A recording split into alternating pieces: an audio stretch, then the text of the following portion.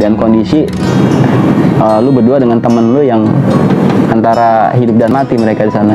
Dan begitu disadarin pendaki ini gitu, itu cuma nyebut satu nama.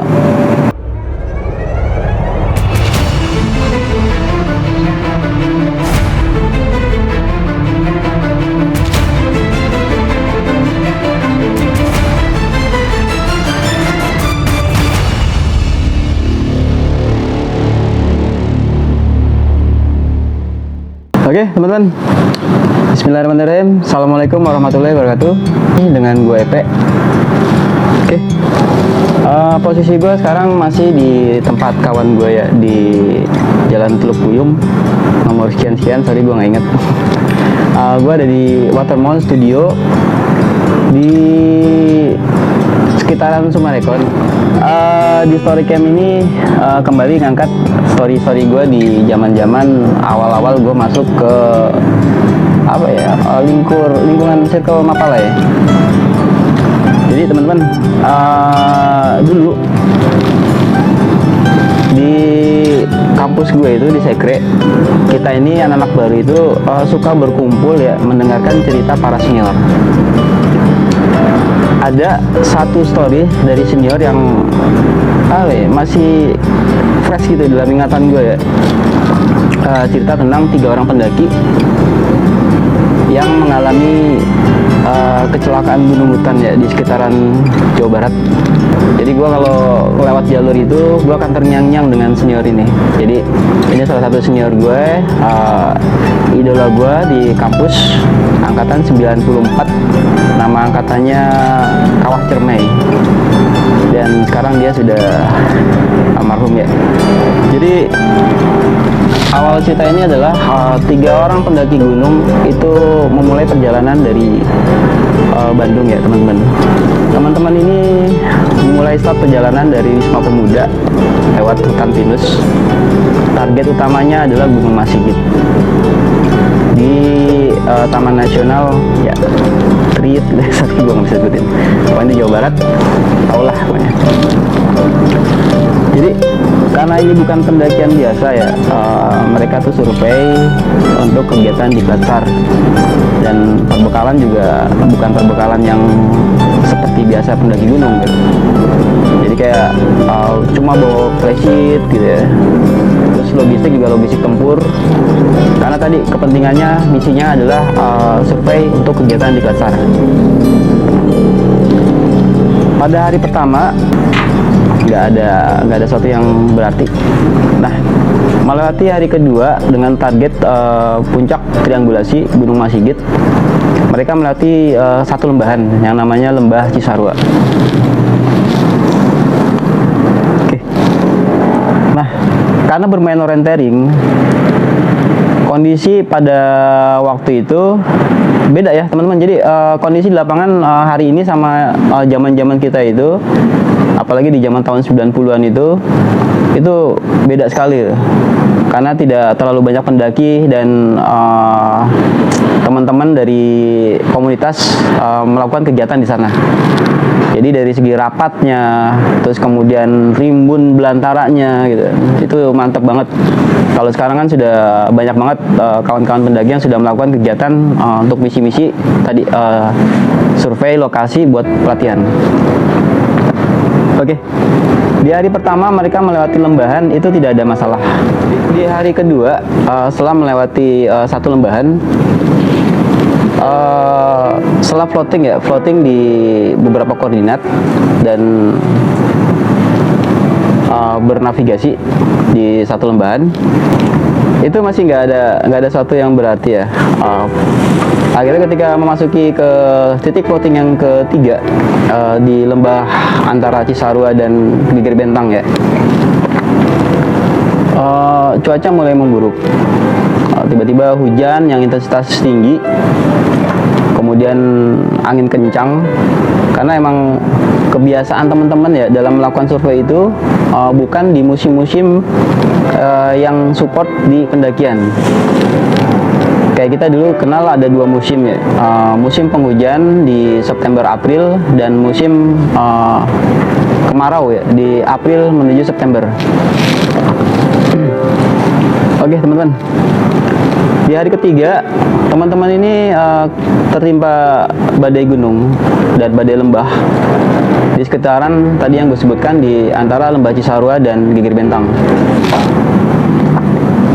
Dan karena begitu beratnya medan, beberapa logistik itu terhempas. Kemudian ada satu tragedi, salah satu teman, Harry namanya, dia terperosok ke dalam jurang sedalam kira-kira 10-15 meter ya.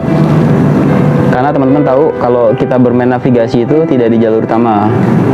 Jadi kalau misalnya satu jalur itu yang agak turun ke bawah dan itu rapat, mau nggak mau kita mesti turunin karena kita bermain koordinat. Bahasanya adalah konsisten arah di berapa derajat gitu ya kalau di orientering. Oke. Setelah Harry terjerembab ke dalam jurang yang tadi itu, kakinya patah. Kemudian Aldi dan Rizal nyusul ke bawah ya. Dia udah nggak mikir macam-macam. Yang penting coba menjemput tadi si Harry. Nah, kondisi Harry parah banget ya, dengan kaki yang patah sebelah kiri. Kemudian patahnya itu sampai apa namanya, tulang yang menonjol ya. Jadi patah itu tulang kering itu menonjol menembus kulit.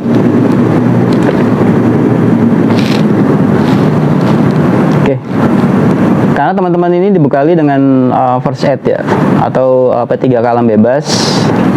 Mereka pakai sistem apa ya, pembidaian balut donat ya, kalau kita dulu namanya gitu, pembalut donat.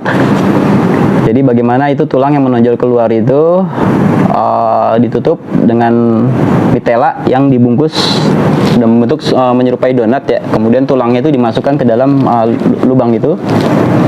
Kemudian diikat dengan simpul untuk menghentikan darah yang keluar dari sana. Kemudian pada zaman itu juga kita kenal yang namanya tourniquet. Jadi tourniquet adalah simpul dari mitela tadi. Mitela itu adalah kain putih ya teman-teman ya. Jadi setelah menyimpul, kemudian masukkan ranting ya, ranting kemudian diputar, diikat supaya menghambat keluarnya darah di pembuluh vena atau pembuluh arteri. Oke, itu sudah gue bahas di edukasi materi P3K alam bebas ya. Insya Allah nanti akan gue review. Oke, setelah melakukan pertolongan di satu lembahan itu, medan tadi yang gue bilang ya, medan itu begitu sulitnya karena curam gini dan tidak di jalur. Kemungkinan untuk bawa lagi ke tempat areal aman itu lu mesti naik ke atas ya, menembus punggungan. Dan nggak mungkin dengan kondisi yang seperti itu lu melewati medan tersebut. Ada satu kejadian yang seru ya, ini yang paling gue inget ya seumur hidup gue gitu selama melakukan perjalanan, bahwa kita di lapangan itu nggak pernah meninggalkan teman dalam kondisi apapun. Oke. Pada waktu itu Aldi dan Rizal sepakat untuk mencari jalur aman untuk meminta bantuan ke desa terdekat atau ke base camp. Cuma tadi bahwa lokasinya itu benar-benar kita di tengah hutan dan jangkauan itu untuk jangankan untuk ke base camp ya, untuk kembali ke jalur utama itu butuh waktu. Karena ini dari ketiga ya. Itu aja kesana aja di ketiga. Kalau balik lagi ke jalur utama itu butuh berapa waktu, dengan berapa hari gitu dengan melewati medan tersebut. Mereka sepakat untuk si Rizal dan si Aldi sepakat satu orang itu naik ke jalur utama.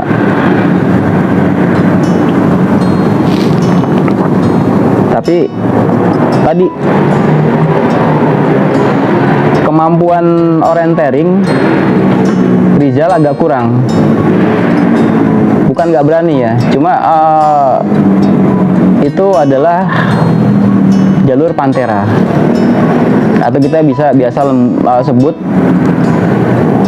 wilayah Geger Bentang ke sana adalah lembah Pantera.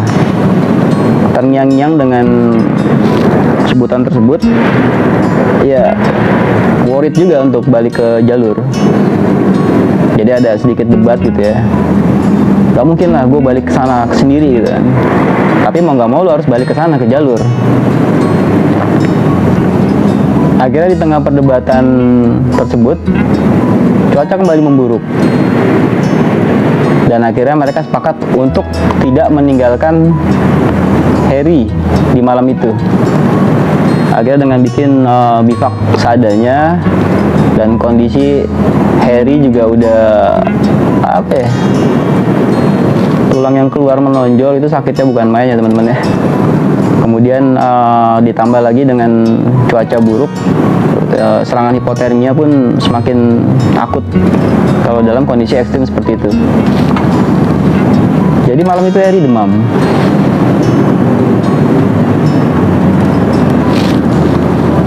Akhirnya mereka sepakat untuk bivak sementara di malam itu, kemudian bikin perapian sederhana ya, karena nggak mungkin juga bikin perapian di tengah-tengah intensitas hujan yang tinggi, percuma gitu. Yang penting settle dulu di tempat itu. Malam itu mereka nggak bisa tidur, memikirkan bagaimana kondisi Harry untuk dibawa ke jalur utama, kemudian evakuasi ke lembah base camp. Masalahnya pada waktu itu mereka tidak bawa alat komunikasi HT, karena zaman dulu itu kita nyari HT itu susah banget ya. Bahkan harus bikin formulir peminjaman dulu ke biro mahasiswa. Dan tergolong yang memiliki HT pada waktu itu sedikit ya. Lu harus tergabung di satu komunitas kayak Orari dan Rapi gitu, organisasi resmi Handy Talkie gitu. Jadi dengan kondisi tidak ada alat komunikasi, apalagi handphone ya, pada waktu itu belum ada zaman-zaman kayak sekarang gitu. Jadi minimnya alat komunikasi menyebabkan mereka itu mobilisasinya itu terhambat. Ya mau nggak mau harus stay di sana.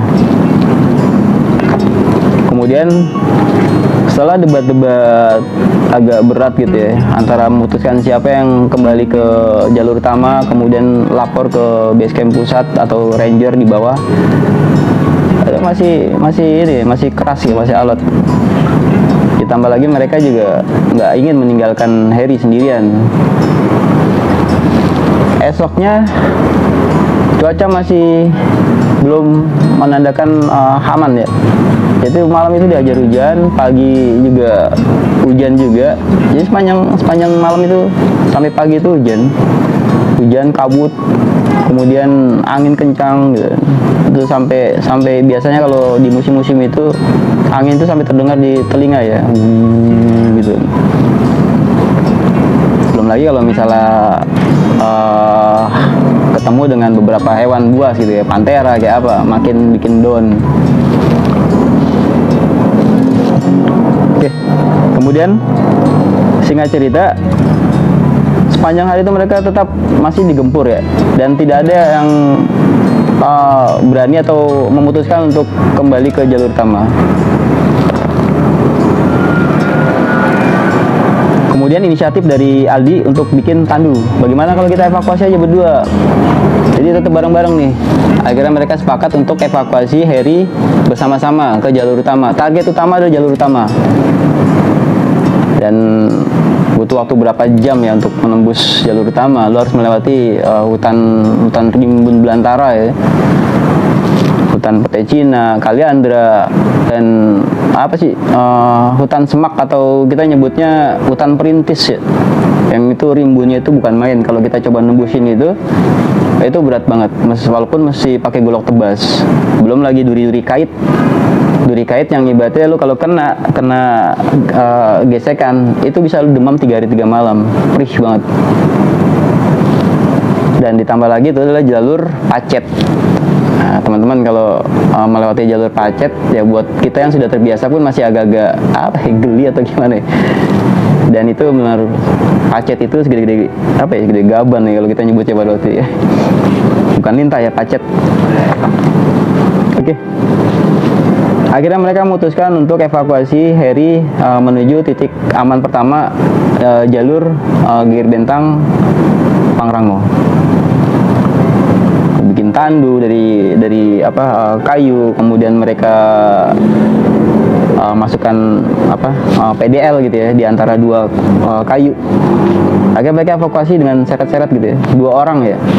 Berat beban Harry waktu itu sekitar 68 kilo. Ya, bayangin 68 kilo lu mesti tandu di antara jalur yang bukan jalur gitu. Dan trek itu sampai kemiringan elevasinya itu sampai 30-40 derajat. Asli berat banget. Gua ngebayangin aja capek ya ngebayangin deh. Tapi demi keselamatan akhirnya mereka evakuasi juga Harry melewati itu ya. Berjam-jam mereka melewati jalur itu tapi tidak ketemu juga jalur utama. Saking lelahnya, apalagi komposisinya adalah Aldi di belakang, kemudian Rizal itu di depan, dan Harry itu berbaring dengan wajah menghadap ke Aldi. Aldi kan di belakang ya. Jadi Aldi tuh ngeliatin muka Harry tuh bener kayak man to man gitu. Jadi bener ngeliatin banget gitu, takut tiba-tiba dia lewat atau apa gitu. Kadang-kadang tidak ada suara dari Harry, kemudian mereka berhenti terus bangunin Her, bangun Her, sadar gitu. Sementara Harry kondisinya itu udah menggigil, udah apa gitu kan. Bahkan sesekali pingsan atau apa, tidak bersuara gitu kan. Takut lewat juga pada waktu itu. Dan akhirnya sambil tergopoh-gopoh gitu ya, mereka bawa evakuasi itu temannya. Berat teman-teman medannya. Lagi-lagi Rizal terjatuh dan dia bilang,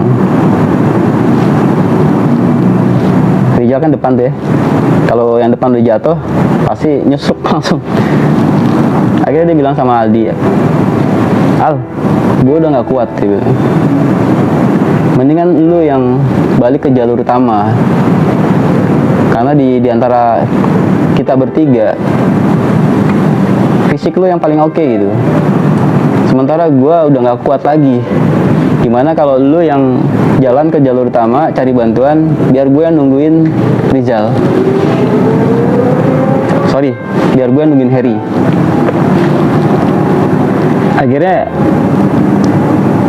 Aldi pun nggak mau ya teman-teman ya, karena tadi dia bukan nyalahin ya, gue nggak menyudutkan atau nggak menyalahkan ya, karena di lapangan itu kita nggak struggle ya.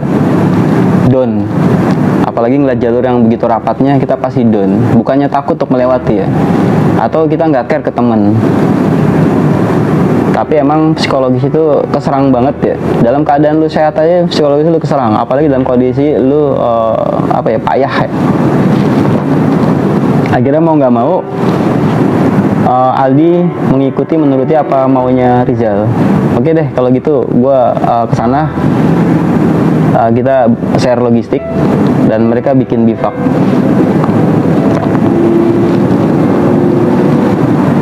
Rizal yang kondisi fisiknya sudah drop banget, ditempa badai segala macam, terus lu harus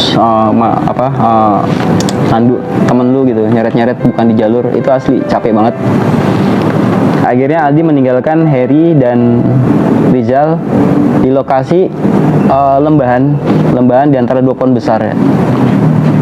Arealnya pun nggak rata, pun nggak gitu rata banget ya, nggak gitu luas ya.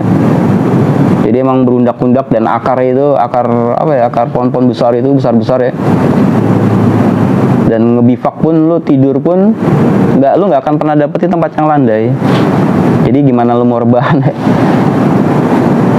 Jadi kalau rebahan pun banyak akar-akar ya, yang ada punggung lu keserang. Oke teman-teman, singkat cerita, Aldi meninggalkan Rizal dan Harry di bivak di lembahan tadi. Sementara mereka share logistik dan logistik lebih dibebankan ke Harry dan Rizal karena mereka berdua. Tapi ada sesuatu yang unik juga ya. Jadi untuk urusan logistiknya mereka debat. Si Harry dan si Rizal pengen logistik itu dibawa sama Aldi ya, karena mereka tahu untuk melewati punggungan itu butuh apa ya, butuh energi yang banyak. Tapi lagi-lagi Aldi nggak mau gitu.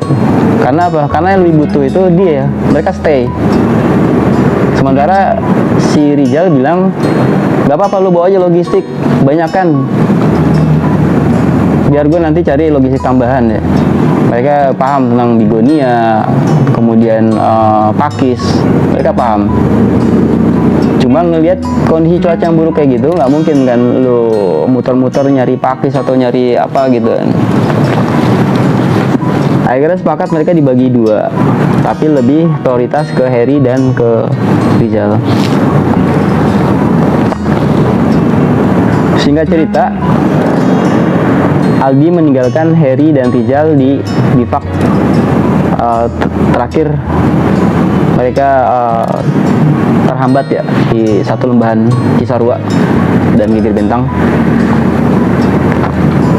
Oke. Gua ngebahas tentang situasi Harry dan Rizal. Jadi teman-teman ya, satu malam pertama setelah mereka ditinggalkan Aldi, logistik masih cukup ya, dan bahan bakar pun masih cukup, masih ada parafin. Kemudian di hari kedua masih belum ada kabar dari Aldi. Mereka masih bisa bertahan, masih bisa ngobrol, tapi lagi-lagi tadi Harry itu udah parah banget ya, kondisinya udah akut, bahkan bibir biru, udah membiru bibir ya, udah ngomong itu udah suara itu udah lirih banget. Nah, itu kekhawatiran dari si siapa, si Rizal ya, bahwa takut temennya lewat pada waktu itu. Kemudian masuk hari keempat ya, nggak cerita, masuk hari yang keempat setelah ditinggalkan oleh Aldi. Jadi 4 hari mereka bertahan teman-teman. Hitungannya adalah hari keempat setelah ditinggalkan oleh Aldi. Jadi kalau hitungan hari dari awal pergerakan itu, setelah mereka hari ketiga mengalami masalah tadi, terjatuhnya Harry masuk ke dalam jurang sedalam 15 meter. Itu total sudah 7 hari mereka di lapangan.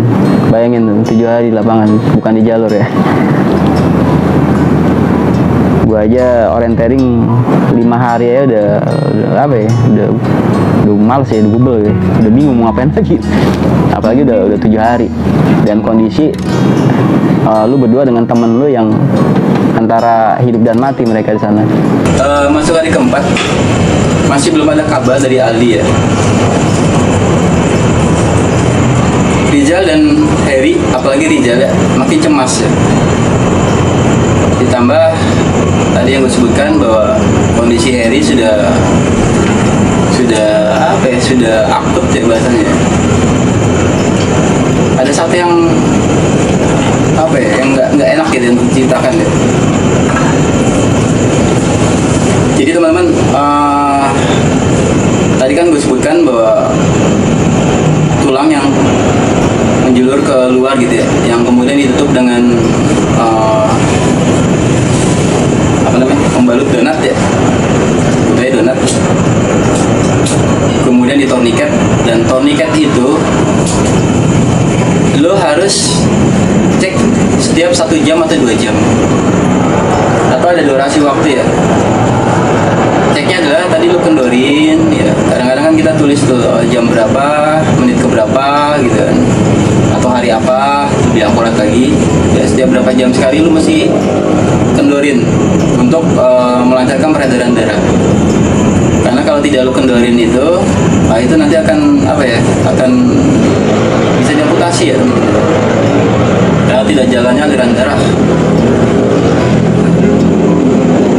Kemudian itu tadi yang tadi gue sebutkan bahwa nggak enak tuh diceritakan ya. Jadi luka yang terdapat pada Harry itu sudah mulai membusuk.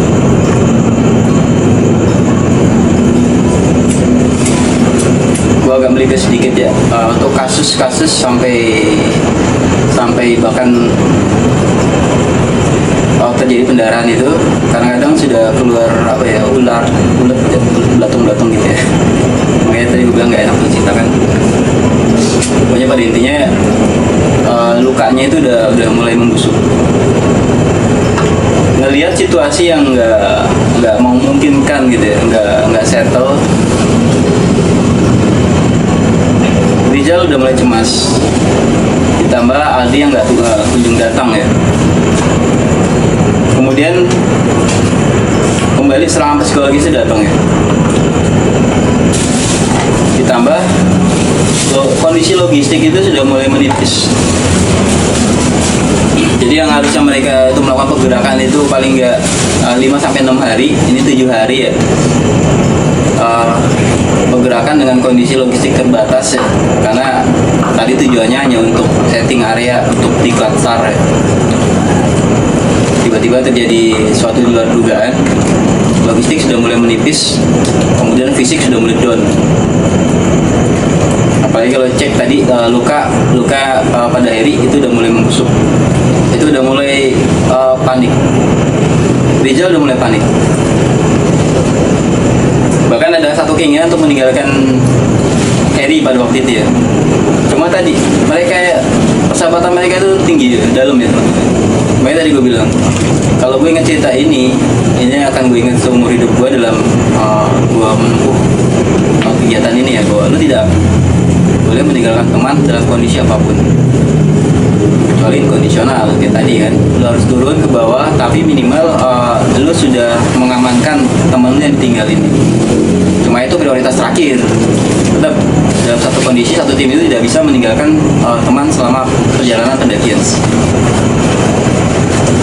Jadi di hari kelima itu masih belum ada kabar dari Aldi. Dan ini ya teman-teman ya, suatu yang apa ya, suatu yang kayak sih kalau gue boleh ngeceritain ya. Pada waktu hari itu Heri bilang di tengah demamnya dia ya, suara yang lirih, dia bilang sama Rizal, ditanya, mana Aldi? Mana Aldi? Kemudian Rizal coba membuat supaya kondisi itu nyaman gitu ya. Dia bilang, bentar lagi Her, bentar lagi Aldi datang. Tapi terus Her itu terus nanya, mana Aldi gitu. Akhirnya ngeliat kondisi kayak gitu, di malam ke-7 ya, malam ke-7 Heri itu bilang, malam ke-7 itu maksudnya gue ngitung dari hari mereka berangkat ya. Kalau ibaratnya kalau misalnya dihitung dari kalau dihitung dari hari perjalanan itu udah hari ke-9 ya. Jadi hari berikutnya Heri tahu bahwa Aldi itu nggak akan pernah datang, dan dia udah mulai cemas. Makanya dia bilang sama Rizal, udah lu tinggalin gua, coba lu cek Aldi.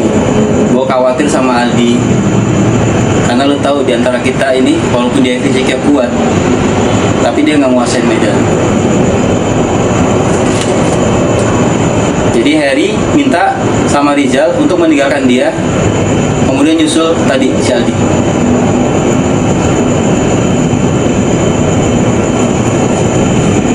Satu hal yang nggak pernah terbayangkan ya pada waktu itu, mereka itu bawa beberapa peta ya, cuma peta utama blueprintnya. Karena kita ke lapangan itu kan kalau main orientering kita nggak bawa satu peta ya, karena kita bawa peta masing-masing satu, atau kita bawa lebihan itu 2 peta kita satu orang gitu. Nah tadi yang dibahas adalah bahwa Aldi tidak menguasai medan. Kemudian kekhawatiran dari Heri adalah tadi Aldi tersesat, tidak menemukan jalur utama atau jalur aman. Nah terjadi perdebatan kecil ya. Heri maksa Rizal untuk ninggalin dia, nyusul si Aldi untuk cari bantuan. Sementara lagi-lagi Rizal nggak mau ninggalin Heri. Nggak mungkin lah Her, gue ninggalin di sini dalam kondisi lu seperti ini. sampai apa ya, sampai mereka tuh bahas ya, kalau kita mau mati, kita mati bareng-bareng di sini, naik sama-sama, turun sama-sama, kata Rizal. Cuma tadi Eri tetap maksa, gua masih bisa bertahan sekitar 2-3 hari lah. Gua tahu kondisi fisik gua seperti ini, tapi insya Allah gua masih bisa bertahan. Gua minta lu susul Aldi, kemudian cari bantuan, evakuasi gua di sini, pasang streamline. Akhirnya dengan berat hati, teman-teman ya, mereka menangis ya berarti ya.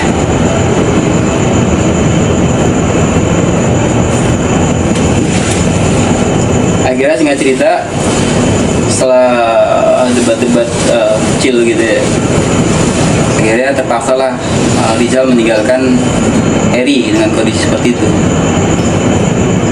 Bahkan si Eri bilang bawa logistik bagi 2. Jadi ada satu roti ya, satu roti yang masih apa ya, masih full ya, roti apa ya, pada waktu itu, pada zaman dulu tuh ada kayak roti balok gitu ya, kayak roti yang selai gitu, yang potong-potong, bentuk yang balok gitu kan. Nah itu mereka bagi 2. Tapi ternyata Rizal nggak bagi 2. Jadi Rizal itu roti itu dibagi 2, kemudian dibagi lagi sama dia. Dan Rizal cuma bawa pikiran dia tuh, dia bawa cukup untuk dia perjalanan jemput gitu. Karena dia merasa udah menguasai Medan. Jadi singkat cerita, Rizal meninggalkan Heri di kondisi bivak tersebut. Kemudian logistik juga disisakan untuk Heri. Kemudian dia jalan nyusul berbekal tadi roti yang ya, cukup lah untuk 1 hari lah. Untuk 1 hari ya teman-teman ya. Kalau air kan insya Allah mereka berlimpah karena tadi hujan ya, mereka bikin penampungan biasa. Kalau kita teman-teman mapalah di lapangan gitu, selalu ada namanya bikin tampungan air hujan untuk tambahan air. Akhirnya Rizal menyusul Aldi berbekal dari peta dan pergerakan terakhir, plotting pergerakan terakhir. Dengan berat hati, psikologis tuh udah serang banget. Sekitar jam 10 pagi ya, jam 10 pagi Rizal meninggalkan Heri menuju ke Punggungan, di mana mereka mulai untuk floating awal.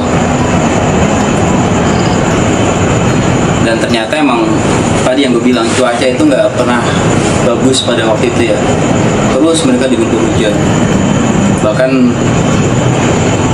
perjalanan menuju tadi yang jalur utama, si Rizal itu sampai jatuh bangun, teman-teman.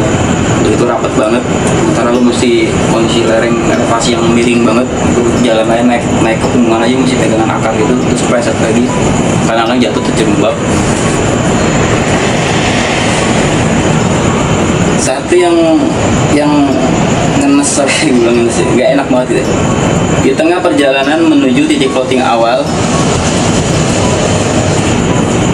di antara jalur bekas terabasan, dari kejauhan Rizal melihat ada sosok seorang gitu ya, yang tertelungkup di antara akar-akar gitu ya. Akar-akar dan apa ya, kayak pohon-pohon honje gitu, medan apa, vegetasi honje gitu. Feelingnya udah gak enak, tapi mau nggak mau Rizal masih ngelewatin itu gitu. Jadi dia penasaran tuh, kok ada orang tertelungkup di depan gua. Dan ini jalur yang mesti dilewatin karena konsisten arah gitu menuju Punggungan dan bekas terabasan, kayak ada bekas melewati jalur itu gitu. Dia mesti ngelewatin. Dan teman-teman bener aja feeling ya. Jadi ternyata orang yang tertelungkup itu adalah, akhirnya terjawab sudah ya. Kenapa Adi tidak datang-datang? Karena Adi jatuh di sana. Rizal menemukan kawannya Aldi kondisi mati, kondisi terlempar. Wah, suasana udah gak enak banget ya. Bayangkan lu ya, sahabat lu gitu ya, di tengah hutan mati, dan lu melihat dengan mata lu sendiri. Akhirnya dia nangis gitu ya, pasti menyesalkan kejadian itu ya. Cuma dia teringat sama Harry. Intinya dia nggak bisa nyelamatin Aldi, tapi dia bisa nyelamatin Harry pada waktu itu di kepalanya. Akhirnya setelah dia menyandarkan Aldi di pohonan ya, dalam kondisi tidak bernyawa, kemudian dia melanjutkan perjalanan menuju titik awal jalur Punggungan, kemudian turun ke bawah ke base camp mencari bantuan. Dengan bekal roti yang sedikit ya, kemudian fisik yang sudah down, psikologis yang udah keserang banget, dan pikiran yang campur aduk ya, antara lu berpikir temen lu meninggal, kemudian temen lu di belakang gitu, dan kondisi hidup dan mati. Ya gue yakin pendaki hebat atau pendaki lawas pun nggak akan bisa kuat gitu ya. Manusiawi gitu. Singkat cerita, Rizal berusaha untuk menembus tadi belantara yang timbul menuju ke titik voting awal. Dan lagi-lagi ya teman-teman ya, cuaca buruk menghambat perjalanan. Dari kejauhan Punggungan itu udah kelihatan. Cuma karena tadi yang logistik yang dibawa sama dia itu nggak support kalori ya, itu lelahnya bukan main. Dan di awal-awal pun pada saat Nandu, Harry, mereka berdua itu di awal kejadian ini gitu, Rizal itu udah fisikal udah down, dan dia merasa nggak kuat untuk melanjutkan perjalanan. Tapi dia berusaha untuk semangat gitu ya, karena ini kepala dia hanya Harry gitu. Gue harus nyelamatin temen gue satu-satunya, karena gue udah kehilangan satu temen gue. Jatuh, bangun, kemudian kejerembab, bangun lagi gitu. Sementara Punggungan di depan tuh masih jauh, tengah hujan, badai yang kencang, dia berusaha untuk tembus. Akhirnya melewati lembahan, dan kemudian satu Punggungan lagi dia naik, dia udah ngerasa nggak kuat. Asli teman-teman. Jadi dia tuh ngerayap, dia ngerangkak ya, untuk sampai ke Punggungan itu dia tuh ngerangkak, saking nggak kuatnya. Di satu titik semangat dia untuk sampai ke jalur, dia udah down. Akhirnya dengan pegangan akar gitu, menarik badan dia untuk ke arah Punggungan, itu dia udah nggak kuat ya. Akhirnya dia sempat pingsan. Kemudian di antara antara sadar dan tidak sadar, dia mendengar ada suara langkah kaki di atas Punggungan, dan dia berpikir, wah ada orang katanya, suara kaki blok gitu. Entah pendaki, penerbang, atau pencari tanaman gitu ya, yang ulah alam gitu. Intinya dia mendengar ada orang di antara Punggungan. Akhirnya dia teriak dengan semampu sekuat dia gitu, walaupun dia yakin tuh nggak akan mungkin kedengaran gitu, tolong gitu.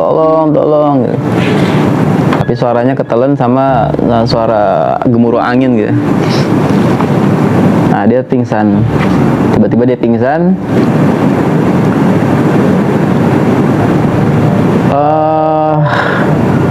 Gua kembali menyoroti tadi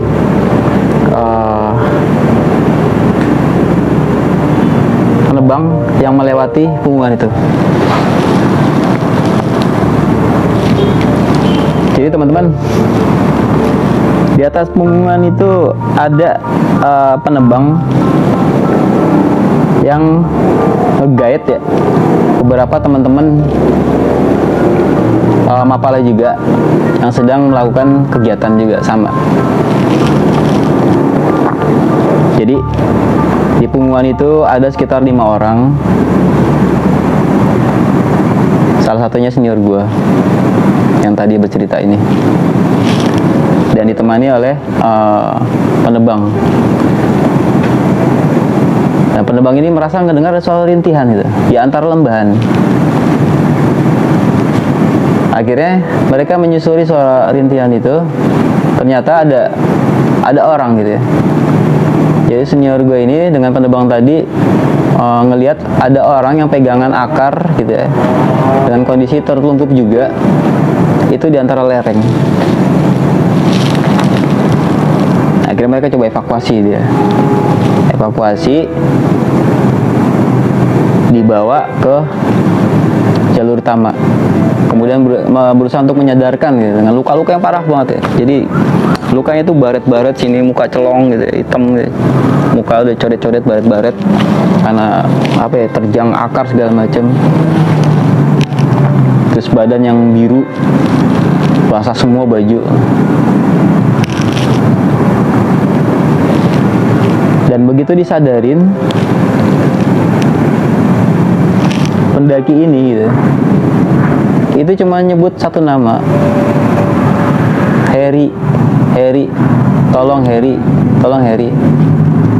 Nah, senior gue dan teman-temannya dan penebang tadi bingung, maksudnya apa? Siapa Harry kan? Mereka coba untuk interogasi ya. Siapa Harry? Kamu dari mana? Berapa orang kamu naik? Oke. Masih nyala kan? Tapi tetap aja pendaki ini ya, Rizal, cuma nyebut Harry, tolong teman saya Harry gitu. Akhirnya feeling ya, sinyal ini feeling, dia ini nggak sendiri nih, ada temennya lagi di jalur kata dia kan. Akhirnya mereka sepakat ya, jadi dari 5 orang ini 3 orang sepakat untuk evakuasi Rizal turun ke bawah. Kemudian yang 2 orang ini, senior gue dan tadi penebang tadi, itu nyusurin tadi jejak yang dilewati oleh Rizal. Nah, sampailah mereka, senior gue ini dan penebang tadi, setelah menyusuri jejak itu, bertemu dengan pendaki yang bersandar di pohon di antara lembahan, dan ada kayak semacam bivak kecil ya. Dan pendaki ini tewas, meninggal. Lebam biru, lebam mayat bahasanya kalau di lapangan ya. Jadi senior gue dan penebang ini menemukan Aldi dengan kondisi tidak bernyawa, bersandar di pohon besar gitu ya. Kemudian begitu dicek, pendaki ini namanya Aldi. Ada atribut ya, atau apa sih bahasanya, ada tanda pengenal ya. Sementara yang disebutkan oleh pendaki awal yang tadi yang ditemukan di lereng itu, dia menyebut nama Harry. Sementara pendaki yang meninggal ini namanya Aldi. Kemungkinan ada 1 orang lagi katanya. Nah, penebang ini bilang, ini bukan Harry, ini Aldi, berarti masih ada 1 orang lagi katanya. Akhirnya karena kondisinya udah meninggal kan si Aldi, akhirnya ditinggal sebentar gitu ya, setelah dibikin marker ya. Jadi senior gue itu bikin markering menandakan tempat lokasinya, kemudian ke bawah lagi menyusuri tadi jalur yang tadi yang bekas terabasan. Dan di sana ada bivak. Sampailah 1 lembahan, bertemulah ada 1 bivak ya. Dan di bivak itu ada orang di sana. Kemudian begitu masuk ke dalam bivak itu, senior gua dan penebang ini menemukan ada korban di sana dan mati, meninggal dengan kondisi luka di kaki sebelah kiri, tulang yang menonjol keluar gitu, dan sudah keluar belatung teman-teman. Itu kalau nggak salah di hari ke-10 ya, di antara ke hari ke-10 atau ke-11 ya, gue agak lupa pada waktu ya. Jadi senior gue dan penebang ini menemukan 1 bivak dengan kondisi ada orang di dalamnya, korban yang meninggal dunia. Begitu dicek, korban ini bernama Harry. Dan akhirnya bikinlah markering, kemudian melakukan komunikasi lapangan. Oke, matiin, nyalain lagi ya.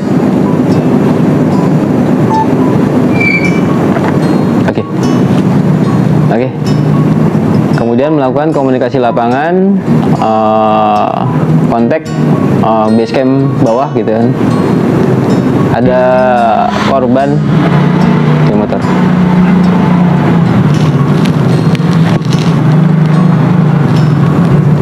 Ada korban pendaki meninggal di Lembahan Cisarua dan Gigir Bintang. Kemudian singkat cerita evakuasi lah, dengan beberapa bantuan ya, naik beberapa tim dari base camp gitu ya. Evakuasi 2 orang korban dari yang bivak tadi, yang Heri, kemudian Aldi. Sementara Rizal dirujuk ke rumah sakit dengan kondisi yang udah parah banget ya, udah biru-biru, hipotermia akut ya. Dan ternyata kabar terakhir dalam perjalanan evakuasi menuju base camp, Rizal nggak selamat, meninggal karena hipotermia. Walaupun sudah dilakukan penanganan secara singkat ya, tapi emang tadi kondisinya udah parah banget ya, udah hipotermia akut tuh, biru, bahasanya udah lebam mayat juga. Jadi akhirnya teman-teman, 3 orang pendaki ini meninggal semua. Dan di sana ada buku catatan terakhir ya, yang ditulis oleh Heri. Jadi Heri sempat ya, di antara apa ya, hidup dan mati, lemahnya dia gitu, dia sempat menulis dengan semampu dia gitu. Jadi ada buku catatan kecil yang basah ya, yang apa ya, nggak tuntas gitu ya. Cuma di situ dia bikin satu tulisan bahwa teman tidak meninggalkan teman dalam kondisi apapun. Naik bersama, turun juga bersama. Cuma ada satu petikan yang gue inget ya, yang disampaikan oleh senior gue.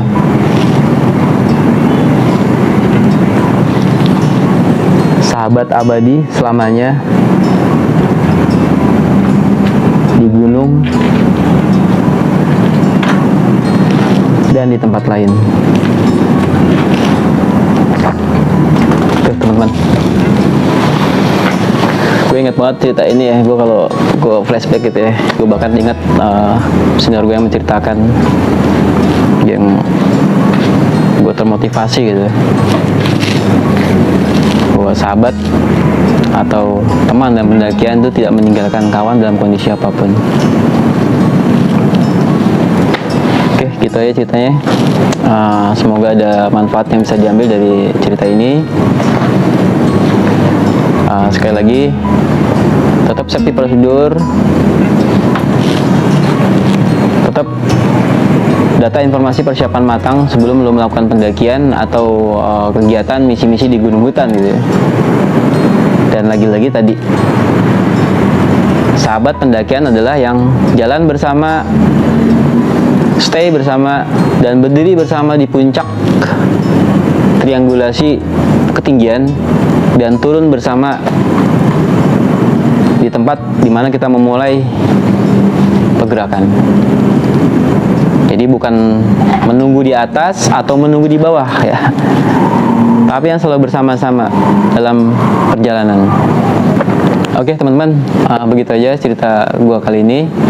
Lestari Rimba Alam Raya. Assalamualaikum warahmatullahi wabarakatuh.